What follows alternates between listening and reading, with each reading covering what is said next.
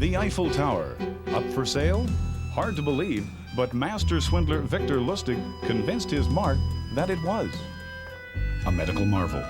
Was Dr. Abrams' box a remedy for the sick, or only designed to enrich the scoundrel who created it? These works of art, bearing the signature of Dutch master Johannes Vermeer, today hang in museums as masterworks of deception. Do you believe everything you see on the news? How about a nationally reported story about a computer that determines the guilt or innocence of suspected criminals? Host James Randi, professional skeptic and debunker of frauds, takes us through the conception, the setup, and the payoff of these remarkable scams. We've all heard that anything too good to be true probably is. But the charm and ingenuity of a great con artist can make us believe that maybe, just this once, fortune has swung in our favor. How does the scam artist do it? What principles of human nature play into the scoundrel's hand? And when it's all done, are we any wiser or just poorer? From seasoned swindlers like the globe-trotting Victor Lustig and boomtown hustlers like Soapy Smith, to the vengeful genius of painter Han van Meegeren and modern-day media hoaxer Joey Skaggs, the scam and the scoundrel have remained remarkably unchanged through the centuries. I'm James Randi, and in this special presentation, we'll look at the inner workings of some of history's most outrageous scams and the confidence men behind them. Now, most cons follow a very simple set of rules. The first rule is that the con artist always wins.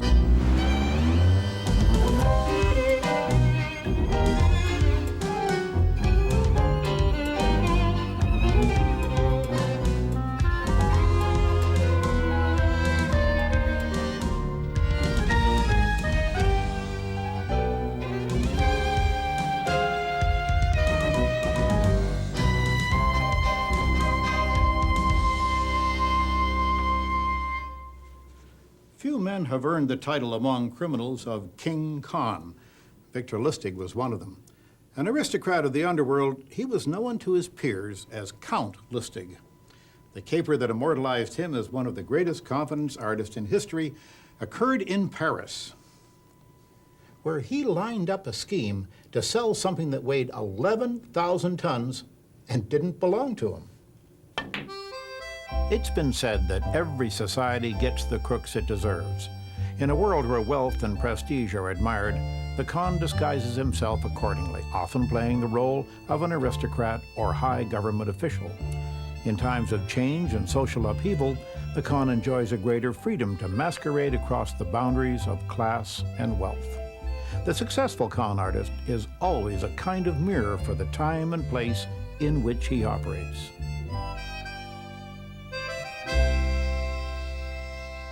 And there couldn't have been a riper time and place for Victor Lustig than Paris, 1925. After World War I, the youth of France was happy to be alive and sought to create a new social order with more freedom and greater opportunity. Expatriates of all kinds descended in droves upon the City of Light. A new class of entrepreneur emerged, made wealthy by the rebuilding of Europe. It was a city filled with effervescent excess. Here, amidst the creative fervor, the nouveau riche mingled with old money, and exiles from Prohibition America and Bolshevik Russia converged in what seemed to be one big party. Paris was ripe for change, and anything seemed possible. The perfect place for Victor Lustig to pull off the swindle of a lifetime. As a young man, Lustig left his birthplace in Eastern Europe, and by the time he was 20 years old, had already proven his talent as a first-rate grifter. His gift for languages and his easy charm served him well in his partnership with the infamous card sharp Nicky Arnstein. Together, they worked the big ocean liners which sailed between Paris and New York, ships which were always rife with gullible and wealthy marks. When he left Arnstein, Lustig had a booty of $35,000, and he headed for Paris.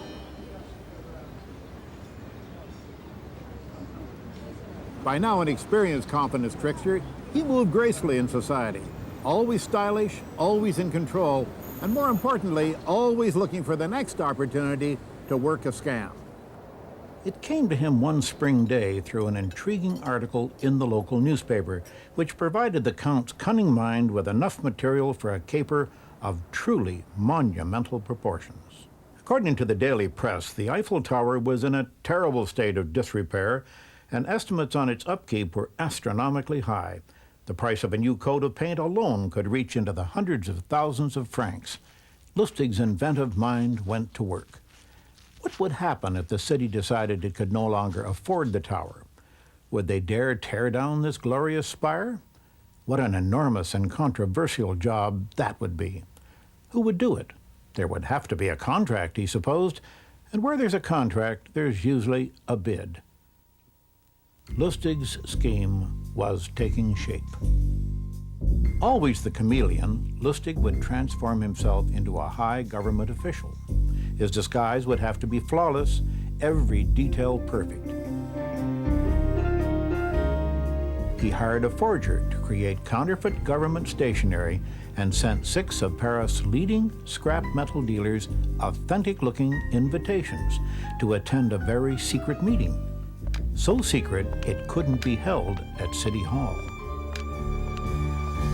Lustig chose a grand setting to lay his trap.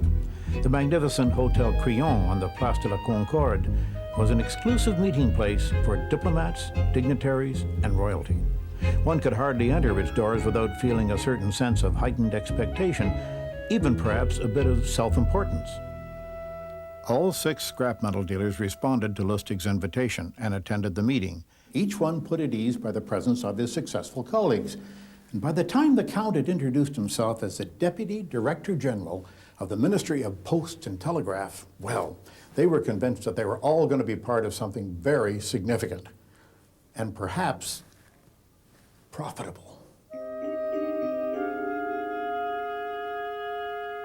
He told the dealers that they had each been handpicked for their flawless reputation as honorable businessmen. Then, in a hushed voice, Lustig explained that due to the exorbitant cost of its upkeep, the city had no choice but to tear down the Eiffel Tower. The men were shocked. Lustig pressed on. Because of the certainty of public outcry over this matter, the news could not be revealed until all the plans were in place. He explained that he would have the duty of selecting the man to carry out the demolition. The idea that the Eiffel Tower was going to be sold for scrap, again, wasn't all that goofy. It was in serious need of repairs. You look upon it today as this thing which you know, Paris wouldn't be Paris without it, but back then it wasn't quite as famous. No doubt there were many people who would have preferred it come down. They could not yet see it as a permanent feature of the Parisian landscape necessarily. It didn't look like any of the most well-known monuments of the city, like the Opera House or any of the Gothic cathedrals and churches. It looked more like a machine, and as a machine, it had the look of quickness. Monsieur, la Tour Eiffel, s'il vous plaît.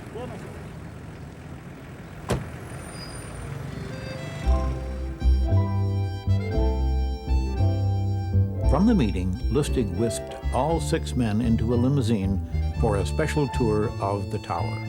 It was a calculated move. Understanding human nature as he did, Lustig wanted to dangle the prize before their eyes. Gentlemen, the tower was never meant to be permanent. As you know, it was built for the 1889 exposition with a 20-year concession to Mr. Eiffel. In 1909, it was to have been taken down and reassembled somewhere else. This, of course, didn't happen. Unlike our city's other monuments, the tower is made of 15,000 prefabricated parts which can be assembled and disassembled. Think of the uses, collectible and otherwise, to which these highly ornamented parts could be put, and imagine their value.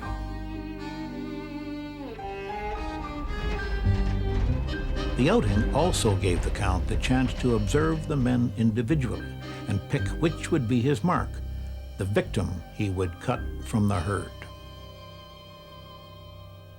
He had a set of rules that, in order to sort of get people to trust you, one thing is you listen very patiently to people. You don't look bored. You don't express controversial opinions until the mark tells you what his opinion is, and of course you agree with him. That's, naturally. You do not try to pull personal information out of the mark, even if you want it and really sincerely need it.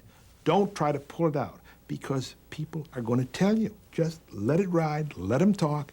He's going to tell you what you want to know. You don't brag about yourself. You brag about yourself, people don't trust you. You have to exude the authority. It has to look right. Once they were back on the ground, Lustig asked the gentlemen to submit their bids by the next day, and he reminded them that they were in possession of a state secret. The next morning, bids from all 6 dealers arrived, but Lustig had already made his choice. The dubious honor would go to the socially insecure and very ambitious André Poisson. Lustig had easily picked up on his desire to join the business elite of Paris. If Lustig was the perfect con artist for the times, Poisson was the perfect mark.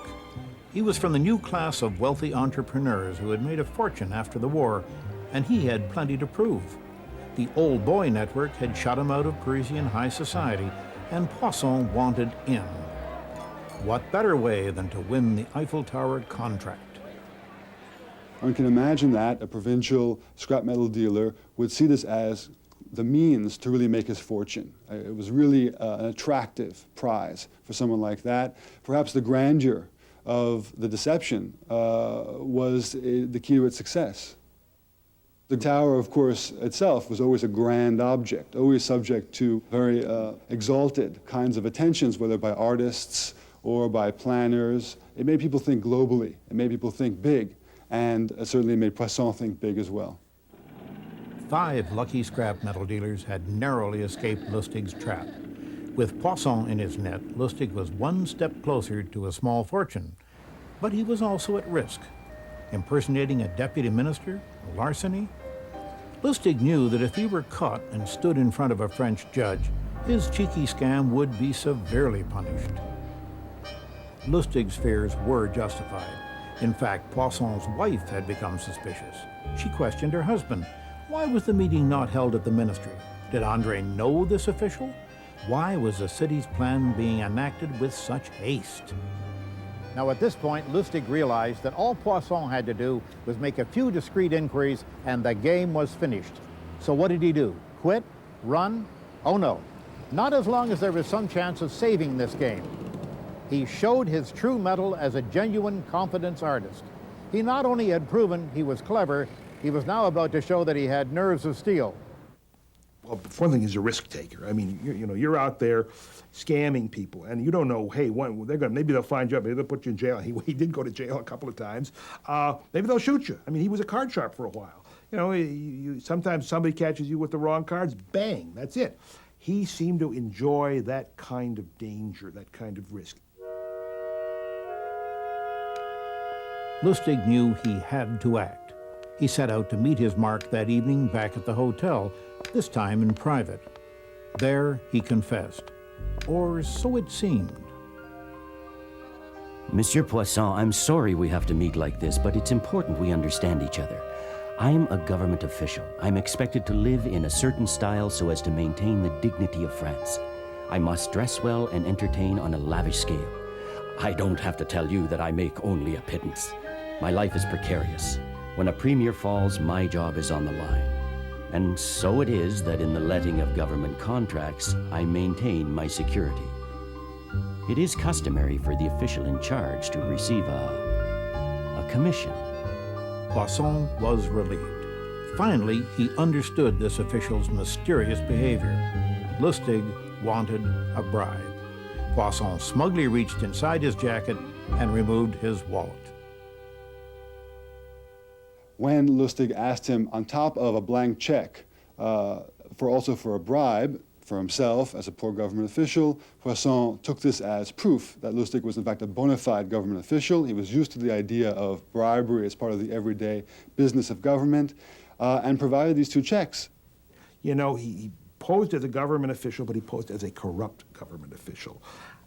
You give me, you grease my palm, and I'm going to give you the inside track on that. And all of a sudden, here in the mind of this somewhat greedy, probably not terribly bright, but hey, maybe not so very different from the rest of us, scrap dealer, came the idea that, aha, now I understand. I understand the secrecy. I understand you.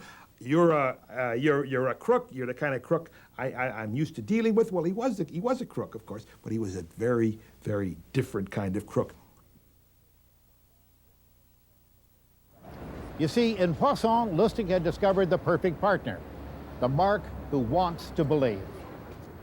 The con works, one, because the con man is good, but secondly, because we meet him more than halfway. In a lot of these cases, there's more than a little larceny in the heart of the person who is being conned. Lustig was in danger. Poisson would call the ministry, and then very likely the police. Lustig hopped a train to Vienna with a suitcase full of Poisson's money. He checked into one of the city's best hotels and watched the papers for news of the scam. But nothing appeared. Apparently, Poisson was too embarrassed to tell anyone that he'd been had. Poisson was left calling the city on the phone to saying, when should I show up to help take down the tower? And we can imagine that the ministry was rather amused by the foibles of the unfortunate victim. 6 months later, Lustig was back in Paris. Taking advantage of the fact that Poisson had felt too humiliated to report the scam, Lustig made his way back to the Hotel Crillon. He reasoned that if Poisson hadn't told the police, he certainly would not have told his competitors.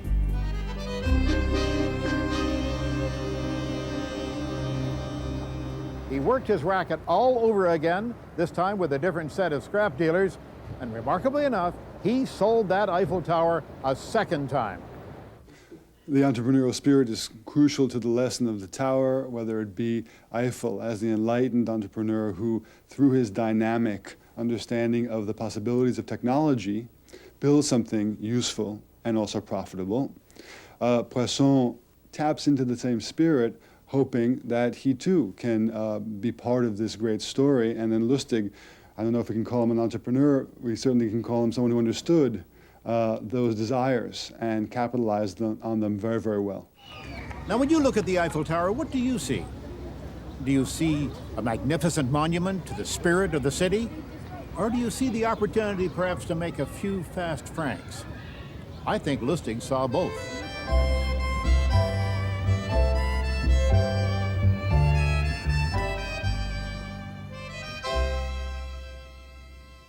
Much of Victor Lustig's genius lay in his ability to understand the psychology of his mark and anticipate their next move. After Paris, Lustig returned to the U.S., where he pulled off dozens of scams. He was finally arrested for counterfeiting and sent to Alcatraz. By the time of his death in 1947, Lustig's career had become legendary. When the clerk filling out his death certificate came to the box marked occupation, he paused, then wrote salesman, thus paying a final tribute to the crafty count who sold the Eiffel Tower, not once, but twice.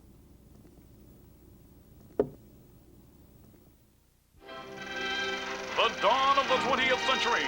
Future generations will look back with awe at a cavalcade of new inventions. The radio, the cathode ray tube and x-rays, the McGregor Rejuvenator. That's right, the McGregor Rejuvenator. It reverses the aging process. In its time, this worthless device relieved a lot of people of their money. And today can be found here in the Museum of Questionable Medical Devices in Minneapolis, Minnesota, the final resting place, we hope, of hundreds of quack devices that promised miracles but delivered nothing. This helmet, for example, promised to cure baldness by means of vacuum. Let's see.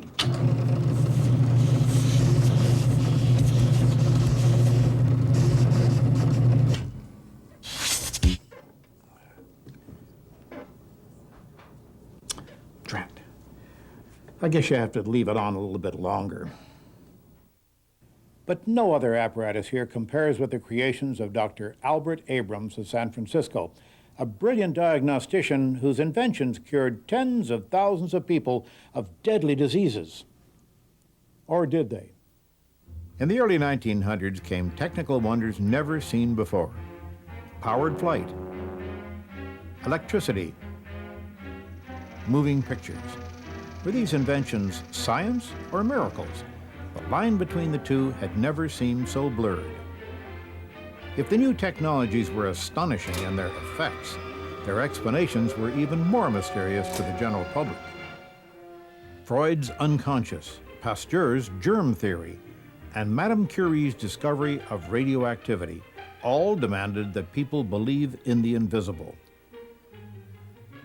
Reputations were made and industrial empires were built on these new discoveries.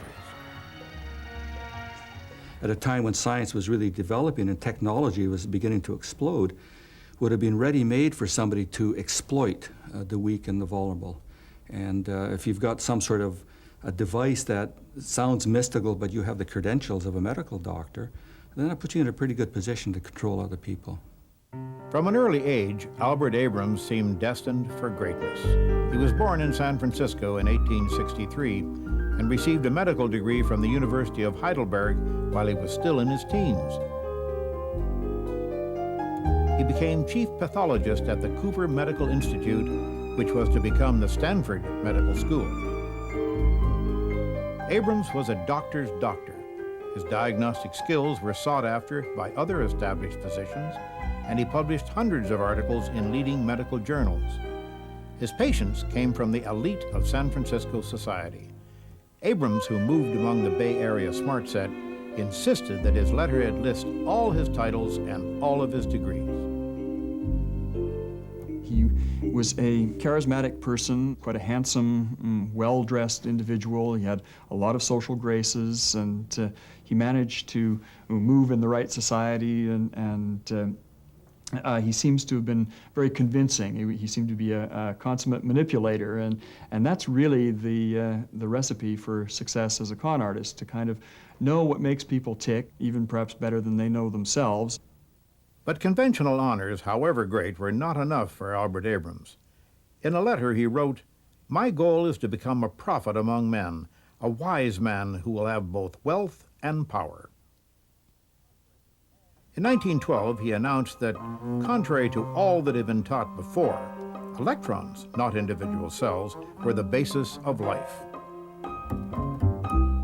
The doctor called his new theory of disease ERA, Electronic Reactions of Abrams, and unveiled a powerful new machine called the Dynamizer. It was the latest in medical technology. With this new invention, Abrams claimed he could diagnose any known disease from a single drop of blood. Now, this invention was remarkably similar to another invention, a real one called wireless or radio. And Dr. Albert Abrams was able to see that radio was going to change the way that people could communicate right across the world. And he was among the first to exploit the similarity between his so-called invention and real science.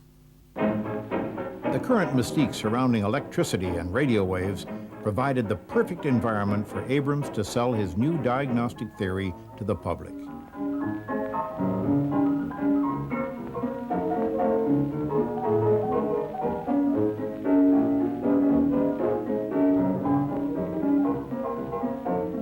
If a simple box plugged into a wall could capture voice and music from the airwaves, it seemed that similar electric boxes could do just about anything.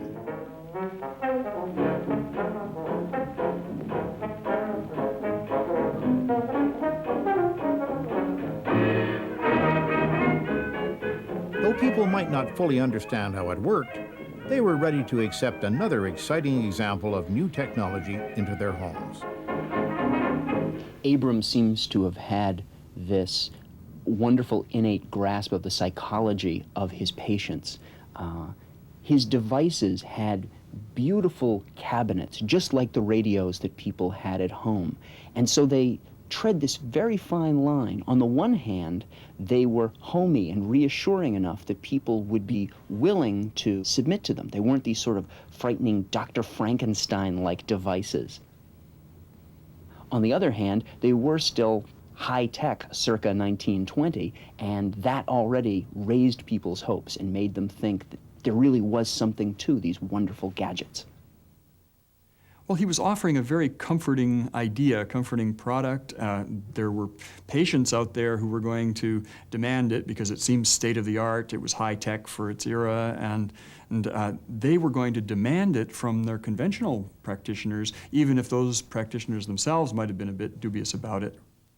With Abrams' solid reputation behind it, by 1918, the dynamizer was becoming a national sensation.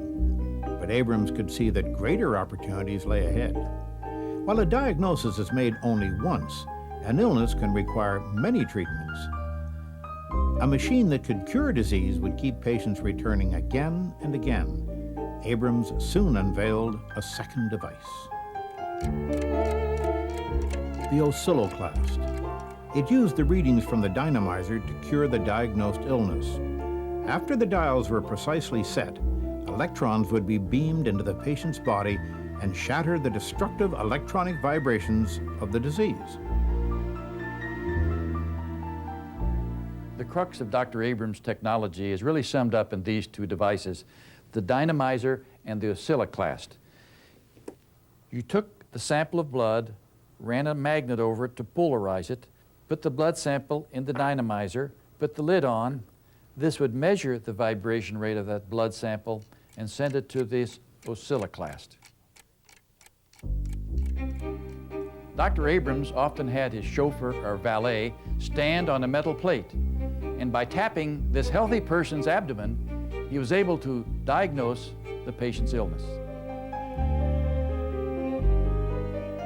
These are various blood samples sent to Dr. Abrams in 1920, along with letters from physicians and so forth and healers. He put those blood samples in his machine and was able to diagnose that most of them had 4 to 5 ohms of resistance, designating that they had syphilis, cancer, and diabetes. Abrams boasted that the treatment was painless, that it eliminated the need for drugs and surgery, and that, for an additional $5, it could be done over the phone.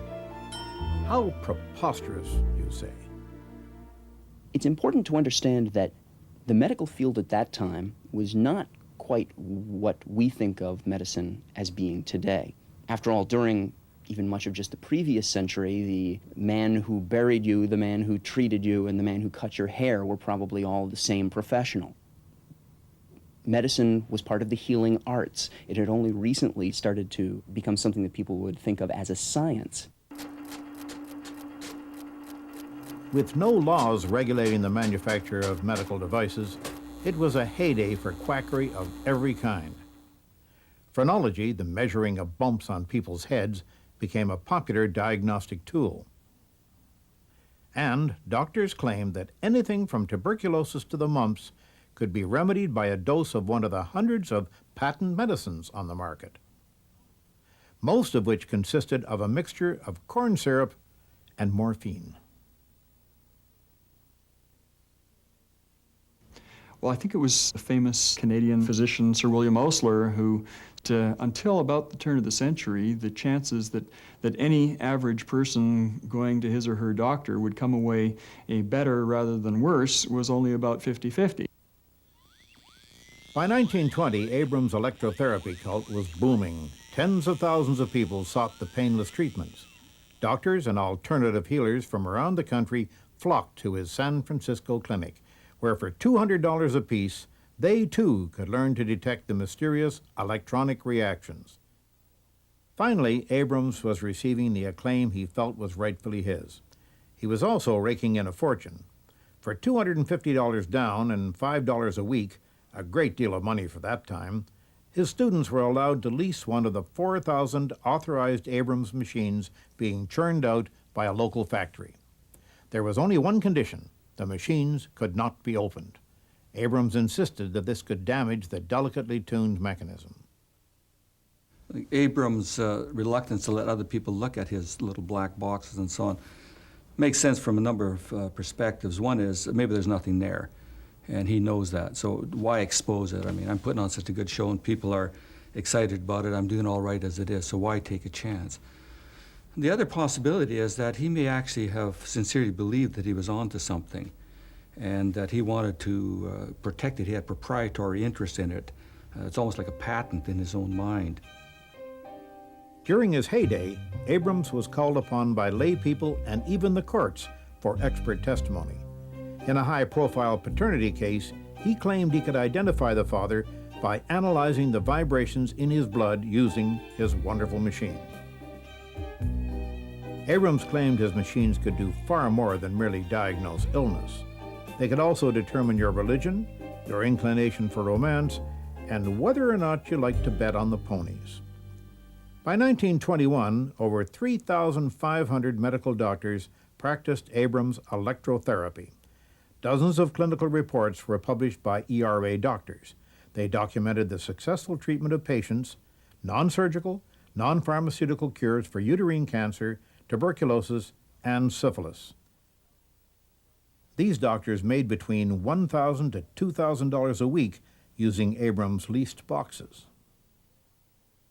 Conventional doctors were becoming more and more incensed. Aside from their unwillingness to believe Abrams' outrageous claims, they had their own reasons for wanting to discredit him. Thousands of their patients defected to medical practitioners using radionic treatments. For the traditional physician, a new Abrams machine in town meant an empty waiting room and a vastly reduced income. Then, in 1923, came a chilling case report from a leading medical journal. A man in his 70s was diagnosed at the Mayo Clinic as having inoperable cancer of the stomach. After receiving a series of electrotherapy treatments from an Abrams practitioner, he was told by the practitioner that his cancer was gone and that he was completely cured. A month later, he was dead. Abrams' increasingly grandiose claims were about to put him on a collision course with the American Medical Association. In this world, there are many different sorts of scoundrels. Some only take your money. But Dr. Abrams was of a higher or perhaps lower order. You see, the stakes in his scam turned out to be human lives. Was Abrams a true visionary or just a quack preying on the hopes of the desperately ill? A nationwide battle raged between AMA establishment physicians and Abrams defenders. The issue could only be resolved by a scientifically respected neutral party. So many people had been writing to Scientific American saying, this wonderful Abrams technique is the scientific discovery of the new century. Surely you'll be learning and writing more about this, that it caught the editor's attention. Naturally, it would be a terrific subject for any kind of scientific investigation. There were, too, though, these charges by people in the medical community that the whole thing was a fraud, that it couldn't possibly work. Scientific American put together a team of people to study the Abrams technique. A senior Abrams practitioner, known for purposes of the study as Dr. X, was chosen to conduct the first test. 6 vials containing unknown germ cultures were delivered to his laboratory. He was to correctly identify the contents of each one. The Scientific American Committee looked on as Dr. X carried out the elaborate procedure.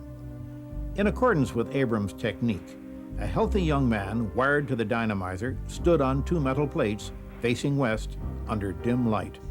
When the doctor announced his results, they were completely consistent in one respect. They were all wrong. Dr. X's results from this trial were spectacularly unsuccessful. He managed to get all 6 vials completely wrong. Naturally, he was trying to figure out what had gone wrong. So he then asked to examine the vials, and he said, well, there's the problem. He pointed to the fact that the vials had each been labeled and that the labels had red on them. Well, red, he said, was a color that was full of all kinds of electrical vibrations that set up bad reactions in the dynamizer's diagnostics. So, of course, it couldn't possibly be accurate. So they started over. They took off all the old labels, they put on new plain white labels, they gave the specimens back to Dr. X, and again, he managed to get every one completely wrong. Letters poured in vehemently protesting the investigation. On the one hand, you had some people who felt vindicated by these results, who said they'd always thought it was probably a fraud. You had, on the other hand, the people who were strong believers in the Abrams technique, and many of them started off by saying, why are you subjecting this wonderful, wonderful procedure to any kind of scientific scrutiny? After all, aren't there thousands of people walking around who've been cured by this already? Undaunted, the Scientific American Committee continued its investigation. Abrams offered to demonstrate his machines for them at his San Francisco laboratory, but the committee insisted on carrying out the investigation on their own terms. But he wouldn't really submit. He never refused to participate in the studies, but he would always beg off submitting to some kind of real blind trial of the work. As a result, the technique was never demonstrated by its inventor to any scientifically satisfactory degree. Abrams struck back at his critics. In the pages of ERA publications, he accused them of scientific ignorance and of merely wanting to protect their own turf. If he was attacked by the medical profession or the scientific profession, I suppose he could easily fall back on the argument that he now is the victim and that this big amorphous association, American Medical Association, and the establishment are really after him, and poor little me, I'm just the victim. And many of his followers would probably accept that. The struggle between Abrams and the AMA was about to reach a climax. In 1922, an AMA doctor anonymously sent a blood sample to Abrams' clinic for diagnosis. And the analysis came back. This patient, it seemed, had malaria, diabetes, and cancer, and another disease that most of Abrams' patients seemed to have, syphilis. Then came the jarring revelation, to Abrams at least. You see, it turned out that his patient actually was living a very moral life and was quite healthy. His patient was a rock rooster. Other Abrams practitioners began getting into legal hot water. In another sting operation, an ERA doctor confidently diagnosed a patient with some very human diseases. Once again, the patient turned out to be a member of the poultry family. The star witness at the trial for mail fraud in Jonesboro, Arkansas, was to be Dr. Abrams himself. And then an unbelievable turn of events. On the eve of the trial, Abrams died. Apparently none of his wonderful devices was able to cure him of pneumonia. Dr. Albert Abrams, dead at age 62, a healer unable to heal himself. I think that between the satisfaction that gave him in a humanitarian sense and the very real reward he was getting in terms of the money that was rolling in, it was an irresistible force for him. The man left an estate valued between, I think, $2 and $5 million, an extraordinary sum of money for somebody who was basically just hitching up sick people to radios. Abrams had always insisted that his machines never be opened. Now that he was gone, the AMA publicly opened one. A lot of the charlatans had the idea that if you sealed the machine, put a clamp on it, wires, that no one would look into it and discover his mysterious secret. The secret was that it was a hodgepodge of meaningless dials, wires, and lights that would expose him as a charlatan. The Scientific American team finally concluded that the Abrams technique was a complete fraud, that in fact Dr. Abrams didn't know enough about electricity to be able to wire up a doorbell, that the dynamizer was probably nothing much more than just a black box full of wires, that you couldn't possibly get a real cure out of the oscilloclast. And their basic position was that the entire field of the Abrams technique wasn't even fit for scientific study. We would have hoped that Abrams' ideas would have died when he died, but unfortunately, it was so successful financially that over 44 other manufacturers made similar devices. And even today, we have people who are making machines patterned after his goofy ideas, selling them on the market in the 1990s. Dr. Abrams and his disciples treated thousands of patients. There are no records of how many people they cured or killed. The dynamizers and the oscilloclasts, machines that once gave hope to so many and made the doctor himself a millionaire, are now displayed as medical oddities. Dr. Abrams' obituary in the Journal of the American Medical Association granted him the title Dean of all 20th Century Charlatans. While he and his machines may not have diagnosed physical illness, he seemed exceptionally adept at detecting one human infirmity: gullibility. When the promise being offered is life itself, people pay dearly. The paintings of Johannes Vermeer, each one a priceless masterpiece, and yet Vermeer died in total obscurity in 1675. Of his life's work, fewer than 40 paintings are known to exist. Until this century, he remained virtually unknown. Today, he's considered a genius, praised by the art establishment as the great master of Delft. Blockbuster exhibitions of his paintings tour the world. Images from his rare originals are reproduced in a wide variety of forms, from postcards to wine bottles to T-shirts. The people buying these souvenirs know they're buying mere copies, but what if they didn't? During the Second World War, a series of never-before-seen Vermeers was discovered and sold for an unprecedented $50 million. And if it weren't for a bizarre twist of fate, no one would ever have known that they were forged. It was the biggest scam in art history. 1945.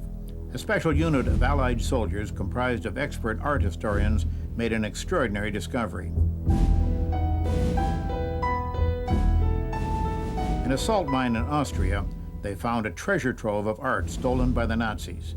These were Europe's greatest masterpieces, pillaged during the war by the invading German army. Amongst the booty was the collection of Nazi Field Marshal Hermann Goering. A Dutch art expert was shocked to notice that one of the paintings was a signed Vermeer. He knew the master's work, and he had never seen this painting before. An investigation was immediately begun to determine the origin of such a rare and priceless treasure. It was then discovered that, unlike the other paintings which had been looted, this one had been purchased recently from Holland. That a Dutch citizen would sell a national treasure to a Nazi was cause for outrage and suspicions of collaboration. A paper trail led through several intermediaries to this apartment in Neuspiegelstraat in Amsterdam, owned by the painter Han van Meegeren. While most people of Europe had suffered a great deal in the devastation of the war, van Meegeren lived very well. While others starved, there was always lots of food and wine on his table. He owned this property and 50 others, including 2 nightclubs. One morning late in May 1945, 2 uniformed Dutch police officers showed up at his door. And they treated him with some respect because he was a very wealthy man. And they said to him, "No, look, we're not interested in how much was paid or anything else. We just want to know where this canvas came from." And Van Meegeren couldn't tell them. So they came back and arrested him with being a collaborator, which could have meant the death penalty. The culprit was, in fact, guilty, but of a far more imaginative crime. Who was Han van Meegeren, and how did he come to possess an undiscovered Vermeer? The painter Van Meegeren was born in Holland in 1889. His artistic talent was clear from the start, and he avidly pursued his dream of painting like the Dutch masters. His own father despised his son's artistic inclinations and, in violent outbursts, frequently destroyed his artwork. But Van Meegeren ultimately found a mentor, a painter who taught the traditional methods of 17th century painting. While the art world hailed the new brilliance of Picasso and Matisse, Van Meegeren steeped himself in the style of another era. Though his technical virtuosity won some praise, By age 29, Van Meegeren's career had peaked. His work was panned or ignored by Holland's art critics, who branded it derivative and out of date. These early works, done in the old style, are examples of Van Meegeren's failure to meet the expectations of the critics. It also didn't help his career that he refused to bribe the critics, a common practice that bought many of his contemporaries glowing reviews. He recognized that in the art world, the nod of a few experts could make the difference between a worthless piece of canvas and $1 million masterpiece. I had been so belittled by the critics that I could no longer exhibit my work. I was systematically and maliciously damaged by those who don't know the first thing about painting. Van Meegeren's hatred of the Dutch art critics gave rise to a scheme for revenge. He decided to create a masterpiece that they simply could not ignore. Now his penchant for using outdated painting techniques, which had diminished him in the eyes of those same critics, could be used as ammunition against them. Van Meegeren may have fancied himself as a master painter, but he had all the instincts of a master con man.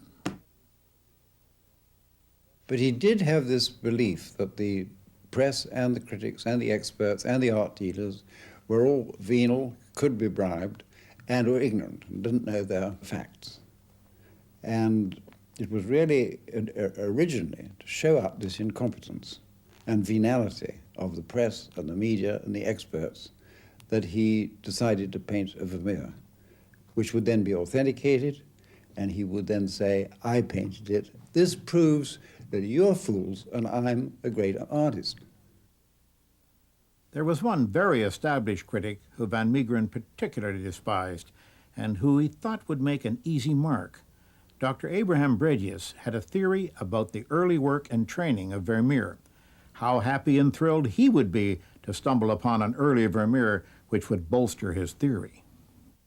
Abraham Bredius, the highly regarded and respected art historian, had a theory that, well, Vermeer, maybe he was in Italy, traveled there, maybe he has seen works by Caravaggio or other Baroque painters, and maybe he has made also religious paintings, and maybe these religious paintings look like this, a little sober, a little Protestant, a little like this and that. And in a way you can say that Van Meegeren used this theory by Bredius as a kind of how to make an early Vermeer painting. To paint a fake Vermeer was a formidable challenge. Not only would it have to be stylistically brilliant, it would have to look 3 centuries old. But Van Meegeren was fueled by the passion of revenge. He found a 17th century canvas and with pumice, soap, and water stripped off the original paint. He experimented with 2 chemicals, phenol and formaldehyde, to create a synthetic aging process which would accomplish 3 centuries of paint hardening in 3 hours.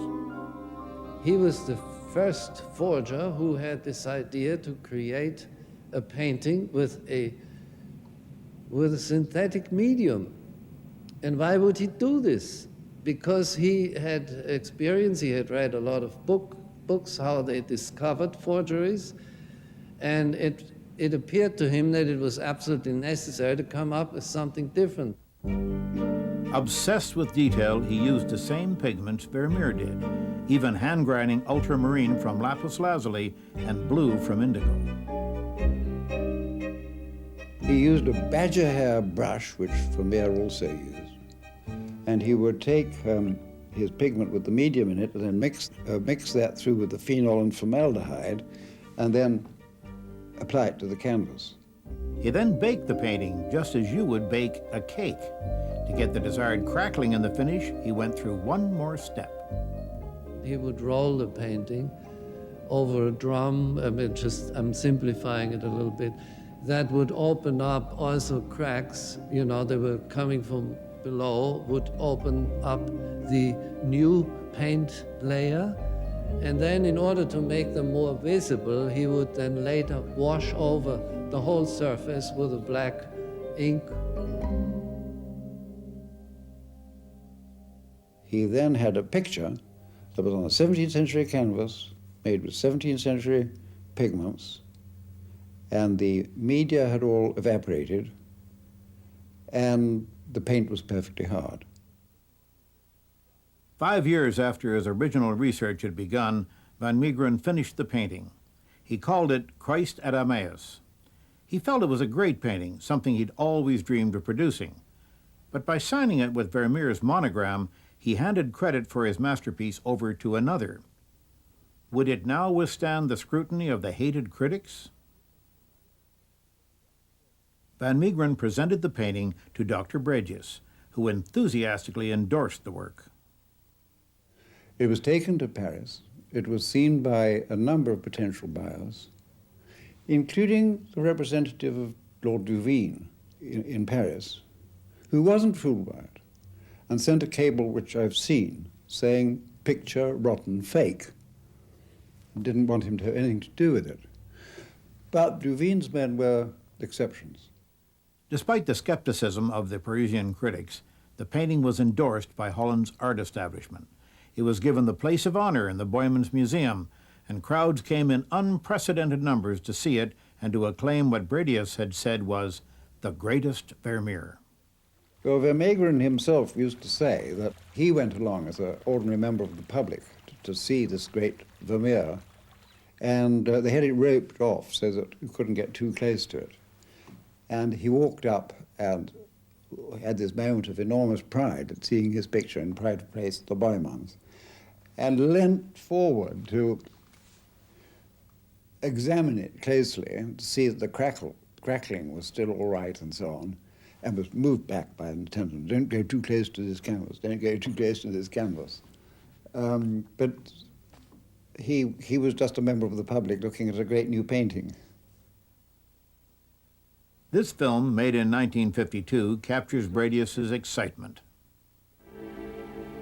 At this moment, the disciples have recognized Christ risen from the dead and seated before them. The disciple on the left shows his silent adoration mingled with astonishment.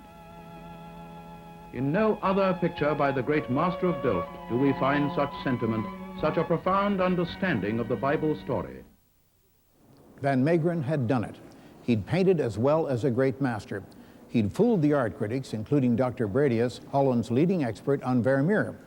But instead of coming forward at this moment and exposing them to savor his great revenge, he found that he'd been caught up in the momentum of his own scam. The moment came to expose the fake, but Van Meegeren stalled for a simple reason: money. When he sold the Emmaus, he sold it for, in today's money, $2.2 million. And suddenly he was wealthy. Van Meegeren went to Paris and frolicked in the city's famous clubs. He still intended to reveal his forgery, but in the meantime he indulged himself with cabaret dancers, wine, even morphine. He was literally intoxicated with his newfound wealth. Exposing the forgery seemed less and less appealing. Van Meegeren had spent the money he'd made from the sale and realized that he could only continue to live well by churning out more forgeries. He could have sold anything. After the Emmausgangers, it was the Christ at Emmaus. It was, Bredius was positive, the museum, the Rembrandt Society, the museum directors in Berlin, in London, everybody accepted it immediately as a Vermeer. So yeah, why not go on? It was one big illusion. Trading in illusions, living the high life in Amsterdam, was too seductive for Van Meegeren to resist. He was transformed into a professional forger. Between 1938 and 1945, he painted and sold 6 more bogus Vermeers.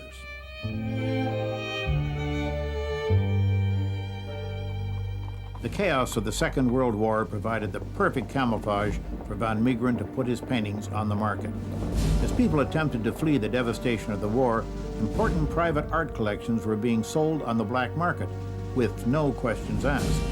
Masterpieces were changing hands without the usual documentation.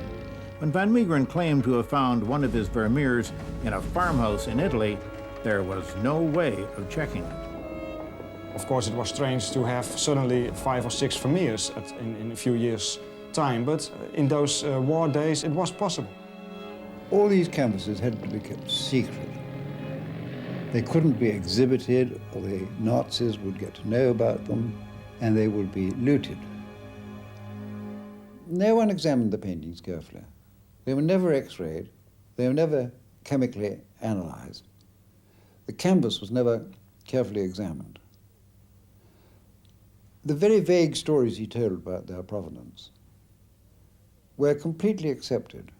No one ever asked for additional details or made any attempt to trace where this painting had been for 300 years. The Last Supper painting that was sold in 1942, 1.6 million guilders, and it was by then the most expensive painting in the world. Even Van Beuningen, who had a huge collection, he had to sell 20 paintings, including Tintoretto and Dürer and 18 other paintings, to get this Vermeer painting. So, yeah, you can imagine that when he heard at the end that this painting was a forgery, it was a drama. The last of Van Meegeren's forgeries was Christ with the Adulteress. After he sold it, it changed hands several times, finally catching the eye of Nazi chieftain Hermann Goering, who paid the equivalent of millions of dollars for it. Though the fact was not known to Van Meegeren, this was the painting discovered by the Allied soldiers in the salt mine in Austria. When officials traced the painting back to Van Meegeren, he was vague about his involvement with it. He was thrown in jail and charged with treason. Well, they took him to jail and they grilled him. They interviewed him very aggressively for several days. And after 3 or 4 days, he broke down and said, "You're fools. I didn't sell a great national treasure to the Nazis. I painted it myself, and I also painted the Vermeer in the Beumans Museum, the Vermeer in the Rijksmuseum." And the police then assumed that he'd invented this fantastic story in order to escape the more serious charge of collaboration, and said, "Well, Mr. Van Meegeren, if you painted this yourself, you could certainly make an exact copy of it." And Van Meegeren said, "I can do far better than that. I won't make a copy of a painting, but I'll paint a new forgery." The police were astonished, but they gave their prisoner a chance to prove his innocence. Van Meegeren was locked into his studio under armed guard, and under those very difficult conditions, he began to literally paint for his life, for he knew that if he failed, he faced execution. Over the next 3 weeks, in the presence of police witnesses, he created a new forgery, which was the young Christ teaching in the temple. The creation of this painting captured worldwide press attention, and Van Meegeren emerged as a national folk hero, the underdog who had made buffoons out of all the experts. The new painting indeed stood up to scrutiny. The charge of collaboration was now changed to one of forgery. In a poll before the trial, Van Meegeren was voted the second most popular man in Holland, after the Prime Minister.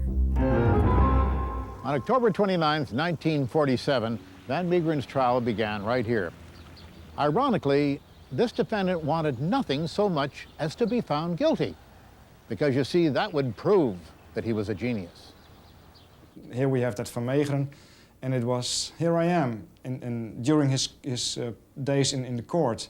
Film crews from all over the world, his wife was there, and it was his triumph. Though in poor health at age 58, he was determined to appear debonair. He was not about to squander this moment in the limelight.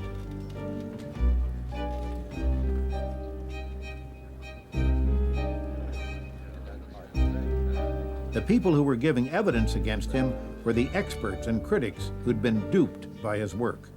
Few wanted to give evidence because doing so was to admit their own incompetence and stupidity. A commission was set up to examine the paintings in a laboratory. Van Meegeren also knew that his paintings, and that's very important, he knew that his pictures were going to be subjected eventually to X-rays. This is very interesting. He anticipated that. And so he used old paintings, as was done before, but in a different way. 17th century painters often painted over old canvases, and this, in fact, had made Van Meegeren's forgeries seem authentic. But now he could use this very point to prove that he was the forger. He told the commission exactly what images lay beneath the paintings, something that only he, as the forger, We have that Van Meegeren, and it was, here I am, during his days in the court. Film crews from all over the world, his wife was there, and it was his triumph. Though in poor health at age 58, he was determined to appear debonair. He was not about to squander this moment in the limelight.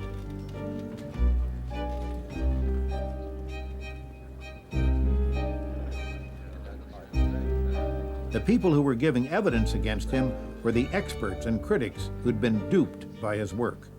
Few wanted to give evidence because doing so was to admit their own incompetence and stupidity. A commission was set up to examine the paintings in a laboratory. Van Meegeren also knew that his paintings, and that's very important, he knew that his pictures were going to be subjected eventually to X-rays. This is very interesting. He anticipated that. And so he used old paintings, as was done before, but in a different way. 17th century painters often painted over old canvases, and this, in fact, had made Van Meegeren's forgeries seem authentic. But now he could use this very point to prove that he was the forger. He told the commission exactly what images lay beneath the paintings, something that only he, as the forger, could have known. The painting Christ with the Adulteress was X-rayed. The radiograph of the framed part showed a battle scene. Likewise, the X-ray of the washing of the feet revealed a horse and its rider, exactly as Van Meegeren had predicted. Van Meegeren, after the trial, after they also proved that his paintings that they were false, then he said, in the future, it will not be possible at all to make any forgeries that pass these tests. The commission unanimously declared all of Van Meegeren's Vermeers to be fake. After only 2 days, Van Meegeren was found guilty on the charge of forging signatures. He was sentenced to 2 years imprisonment.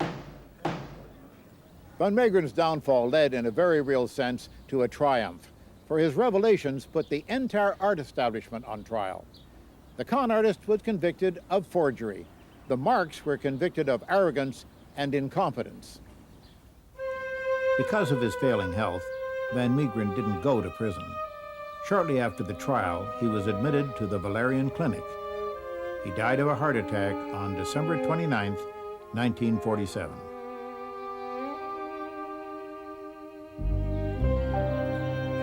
Van Meegeren once wrote, "I want to see my paintings in great museums, if not as a reputable painter, then as a forger."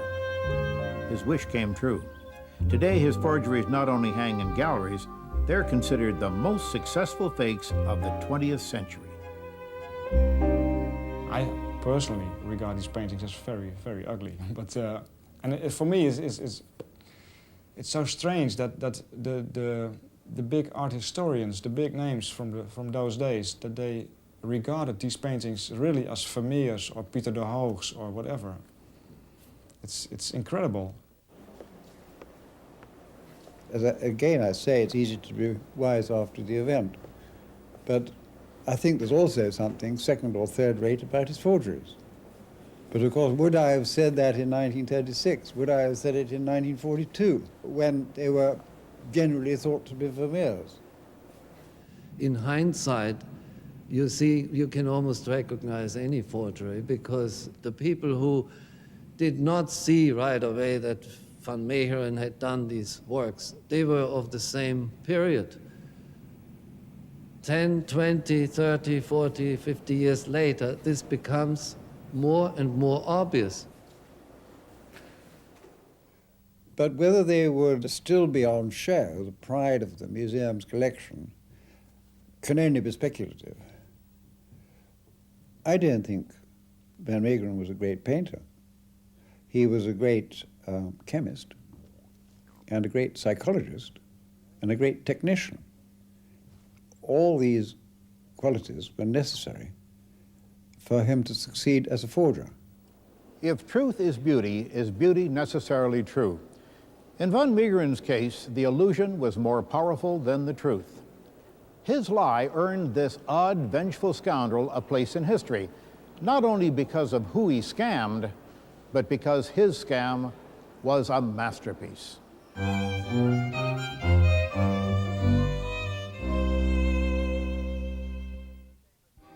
Step right up, friends and neighbors, and tell me, you sir, what is the first thing in your mind when you look in the mirror in the morning? And what's the last thing when you lay down to sleep at night? I know the question on your mind is, how am I fixed for soap? Well, for a mere $5, you can not only try a soap of unusual strength and purity, you can also have a dance with Lady Luck and find yourself not only a cleaner, but a wealthier man.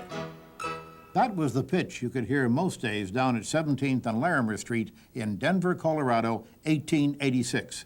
The trim-looking man with a basket of soap was Jefferson Randolph, also known as Soapy Smith.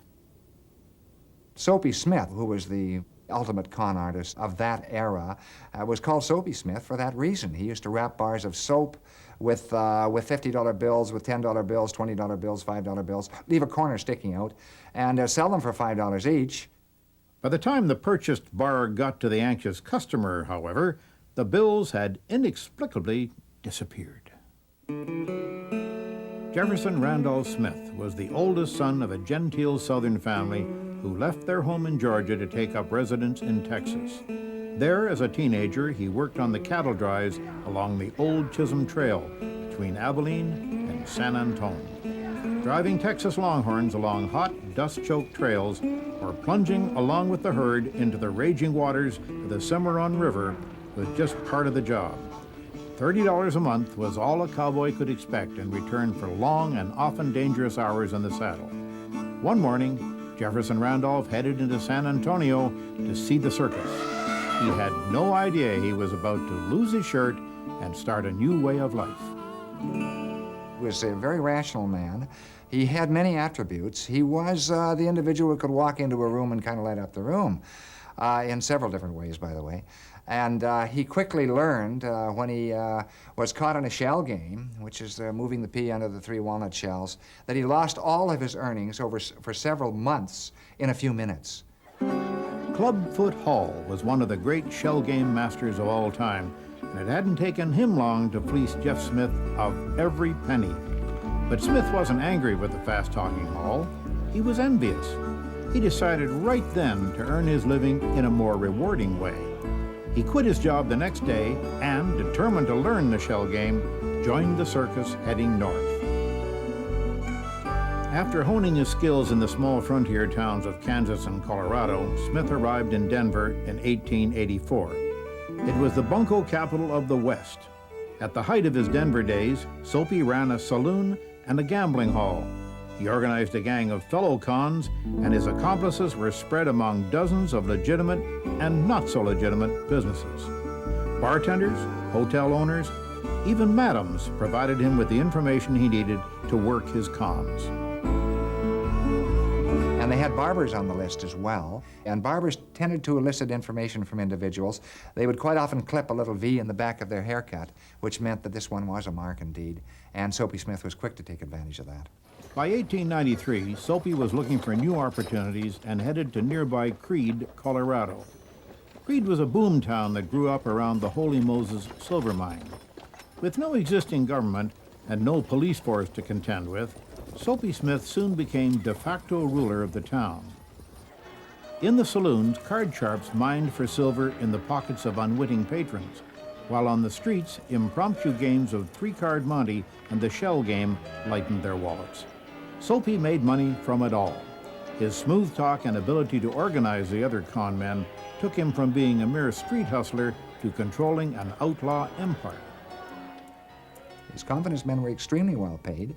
I think he enjoyed the role. He was a study in contrasts, very genteel in many respects, aristocratic looking, spoke softly, was very, very eloquent in front of a crowd, and managed to managed to convince people. Of course, this is one of the signs of a very fine confidence man. In 1897, the SS Excelsior sailed into San Francisco with over $1 million in gold bullion on board. Gold had been discovered in the Klondike. The fever struck and the rush was on.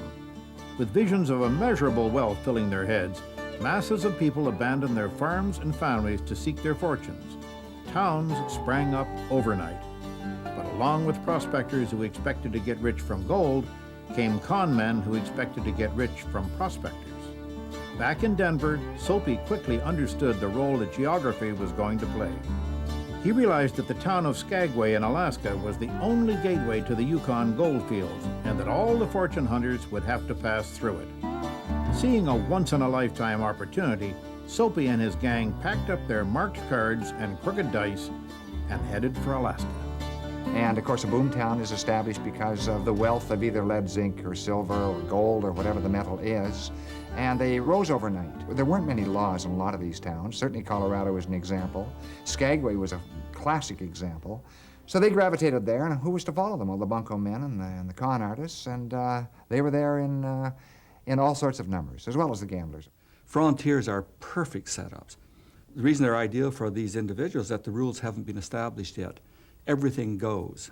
The laws is, if it's there, it's sort of weak and amorphous and pretty ineffectual. So these individuals can get into areas where there is a breakdown in structure or where social structure has not yet developed, and they can function with impunity. Soapy took Skagway by storm. His operations were well organized and his scams had a certain flair. Soapy opened a telegraph office. A miner arriving in town could send a telegram to his loved ones back home, assuring them of his safe arrival. Often a reply would come back the very same day. Each telegram cost $10. Thousands of messages were sent before anyone seemed to notice there were no telegraph wires in Skagway. He set up an information booth for miners on their way to the gold fields. Unlike most, this information booth specialized in extracting information rather than giving it. The hopeful miner was questioned as to whether he had enough money to make the trip to Dawson. Anyone with a large grub stake became the target for Soapy's schemes. The average prospector is an optimist. He's waiting for a strike just around the next bend in the creek, or a creek that no one else has found, or perhaps a digging they've missed. It appeals to that type of individual. This is the type of individual who takes a chance. So they'll take a chance on the diggings. They'll probably take a chance on other things as well, and indeed they did. So they're set mentally to become a mark for the con men. Soapy was the virtual dictator of Skagway. While his hired thugs beat, robbed, and sometimes murdered the miners, his accomplices in every gambling establishment, every bordello, and every bar in town fleeced them without mercy. Fixed card games and fake gold claims, stock swindles, and gold brick scams. No one really touched Soapy Smith. And he had, of course, all sorts of reasons why he succeeded. He befriended the reporters, politicians of all stripes, right to the federal level, the police, of course. He had a network of Confederates and confidence men who felt that he was the ultimate confidence man and they would do very well under him. What couldn't be taken by force was extracted by deception. Miners out for a good time were more than ready to pay for female company, which the dance halls were more than willing to supply. Dance hall girls like Klondike Kate and Snakehips Lulu made small fortunes with a clever mixture of body charms and sleight of hand. They danced with a man for $1. Usually the house would get 25 cents, they would get 75 cents. And that's where the term chip or chippy came up, actually, because sometimes there was more involved than that. But generally they worked for a percentage, and they also worked for a percentage of the drinks. So some of them did extremely well. Some of them had, at the end of their careers, certainly in Dawson City and in places like Skagway and Wrangell, they would have solid gold belts with $20 gold pieces in each one of the loops of the belt.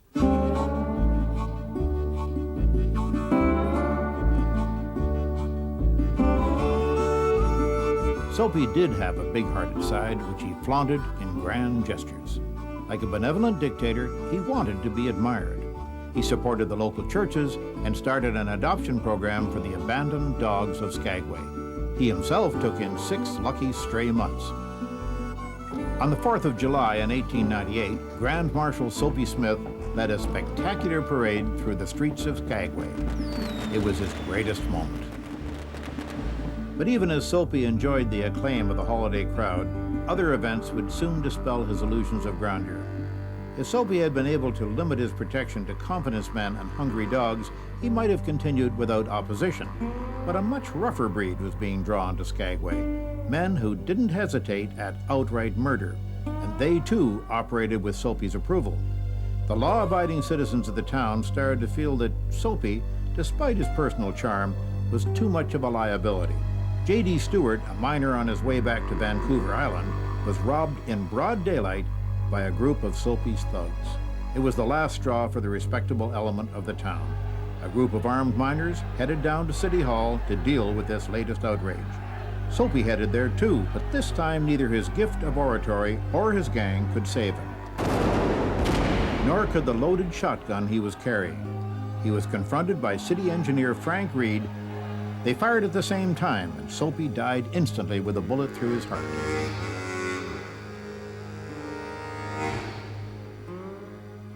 It had only been 4 days since his triumphant ride as Grand Marshal of the Independence Day Parade.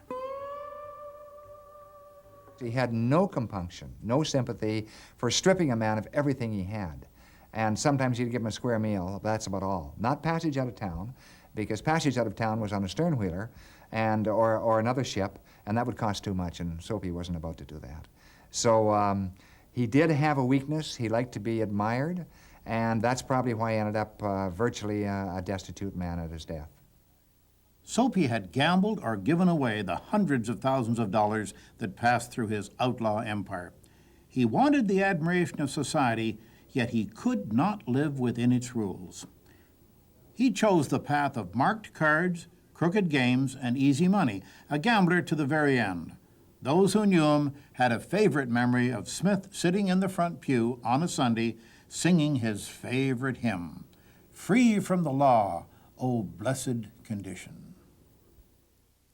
Today we live in a world filled with many kinds of media where the truth may be manipulated in very sophisticated ways. We expect sitcoms and adventure stories to be the product of someone's imagination, but the news... Feeling tired, maybe just a little bit stressed? Well, a visiting New York therapist says he has a roaring good way to chase away those blues, and he's trying it out in East London. Vince Rogers explains. What exactly do I do then? Roar. Just roar. This reporter thinks he's getting a scoop on a new age social therapy developed in California. He's really getting scammed. The man behind this caper is New York media hoaxer Joey Skaggs. Over the past 25 years, Joey Skaggs has created dozens of fabricated news stories, all disseminated through the mainstream media. He's created hoaxes such as impoverished artists living in water towers in Manhattan, and curing baldness by transplanting scalps from cadavers. He even managed to hoax the game show To Tell the Truth, and invented a story that received international attention, The Fat Squad. And the Fat Squad consists of a contract that you would take out on yourself to rub out your own fat, a 3-day minimum, $300 a day, plus expenses. And every 8 hours, a new commando is with you to make sure that you don't break your diet. And we will physically restrain you with force if necessary. Our commandos take no bribes.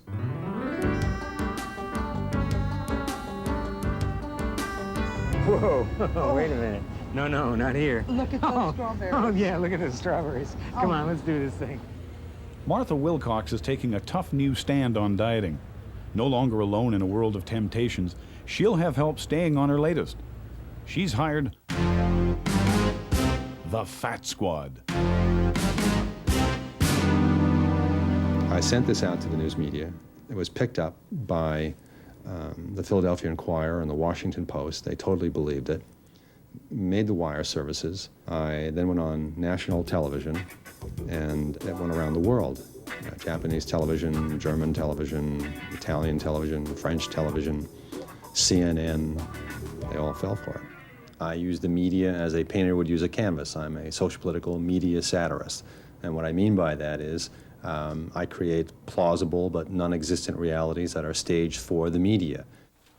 But media, even when that only meant newspapers, has always had the means to manipulate the truth. Journalists and editors in the Old West well understood the public's appetite for sensational stories.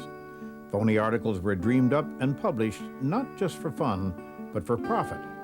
The further away from its place of origin, the more likely it was for a tall tale to be printed as fact.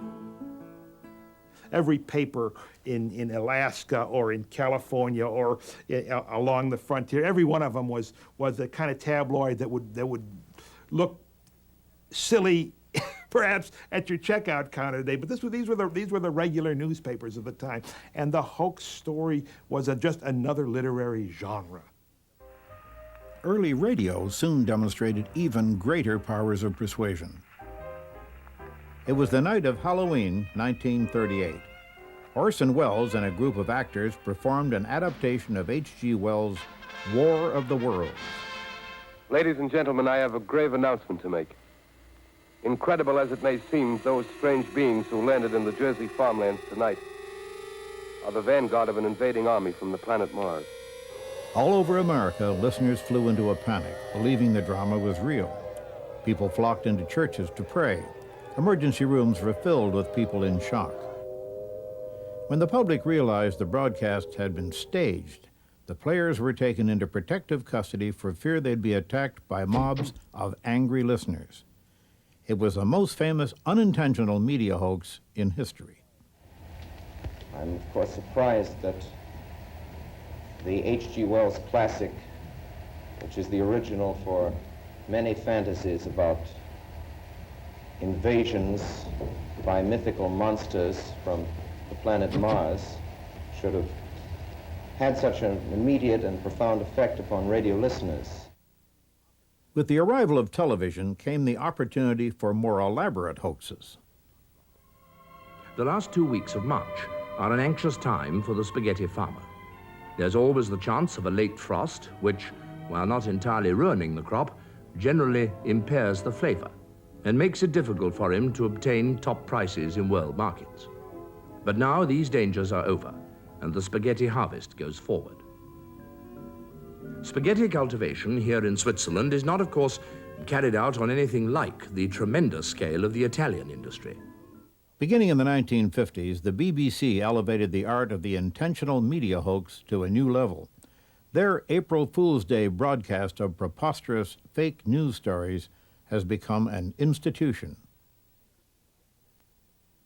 The secret is to get something which is just about believable, stretches the imagination a little bit, but not too far. But in my experience, I've found that, in fact, the public are taken in by the most ridiculous lies and often don't believe those things which are actually true. We didn't immediately recognize the significance of what we saw first when we entered Hopton Park. But these pictures, taken in very difficult conditions at 200 yards distance, disclose a reality more terrifying than anything our wildest suspicions had suggested. Not just the recombination of genes to make new species, but the recreation of species that died out millions of years ago. There was something basically very wrong with their library.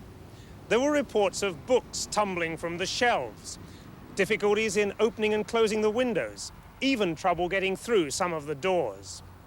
The problems of living with the new library built up so much in the first few months that Grimond District Council decided to hold an investigation. Imagine the shock and embarrassment then for the townsfolk of Grimond when they discovered that their library, which looks like this, should in fact have looked like this. Their library had quite simply been built upside down. The television and the media environment in general is reality making. But the media and media images, because they are so riveting and persuasive and fast-paced and frequent, serve to establish a basis upon which we define our reality, our very selves, our relationship to others. And because of that, media have great authority in our lives. Joey Skaggs is convinced that the media's authority and power are not always deserved, and he's made a career out of proving how easy it is to fool them. I give them what they want, what they're looking for, the hook. And my work is done in a number of stages. The first stage is the hook. That's where I come up with the concept, and then I figure out how to execute that concept, how it's going to work, what I need, and I stage the event.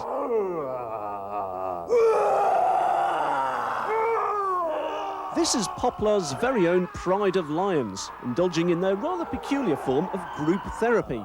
And of course, they have their own Lion King by the name of Baba Wa Simba. He's flown over from New York to lead the roaring sessions. And then I document where it goes and who does what with it. I record the process of how the media interprets what I'm doing for their own purposes, what they do with it. And thirdly, I then reveal the truth. And that gets very interesting. And then I document what the media does with the truth. Do they address it? Do they ignore it?